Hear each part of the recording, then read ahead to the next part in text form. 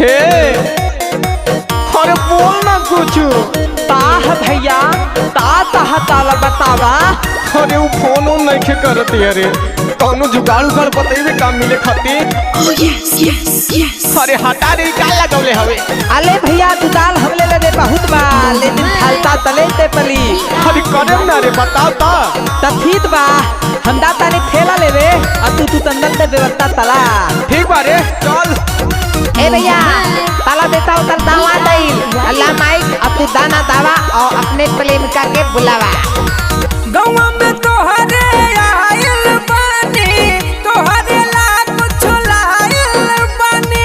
ले लो तू तंदल तलो लुपाया है तो। गौवा में तोहरे आइल बानी तोहरे ला कुछ लाइल बानी।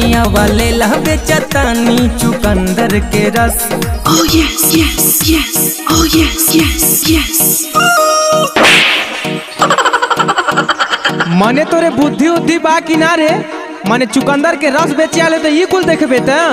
अले मत हम थोले डाउनलोड तैली है तुल को माई डाला अपने में डाउनलोड हुई डाला अभी न देतले दिली तले मने ना तलेला। भाग सारे हरामी। अले भैया हो देखा हो। कहां रे।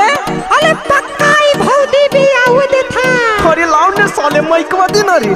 अरे दे ना रे बोलाई ता। ले भैया ले केने बाड़ू जान आवा बोलम बतियायम तोहे दो गिलास हम फ्री में पियायम। केने बाड़ू जान आवा बोलम बतियायम गजरी के रस तोहे फ्री में पियायम। अले भैया भाभी आ गेली तावतियावा। ठीक है जात है का हो फोनवा नो का ना करत रहलू। अच्छा तहरा के नइखे पता हमारा दीदिया के शादी कट गई है और 4 दिन फोनवा ना करनी इतना गुस्सा। और जब केहू दूसरा डोली लेके जाए तब का करबा। काट देबोगे अगर बोटी बोटी काट के नाली में ना डालनी ना तो मोर नाम बदल दिए। गहुआ में आइला ठीक नहीं कैला जा घर जाएला भराऊ। हम ना जाए भैया जे जनी है तब बान्ही के मरी है तो हंसे हवे जबराऊ। सुनला मने तो यार भैया ग्रेड खाली हमें का हो। हाँ हो गहुआ में आइला ठीक नहीं कैला जा घर जाएला भराऊ। भैया जे जनी है बान्ही के मरी है तो हंसे हवे जबराऊ। आज से रोजा रोजा फोना वाला गाई बजाबले न कटा बताबले बतियाई। आज से रोजा रोजा फोना वाला गाई बजाबले न कटा बताबले बतियाई। अरे हमारे दिमाग में तो कुछ और चलत रहा हो। सुना हम सोचनी दोसरा से पट गइलू तब न फोनमा कइलू हो। दीदिया के तोहरे शादी कटलबा काहे न हमसे बतैलू हो। अगर बतिया बताए हो तू ना तो चुकंदर के जूस ना बेचती हो।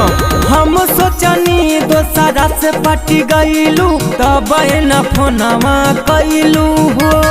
दीदिया के तोहरे शादी कटलबा हमसे कहे न बतैलू हो।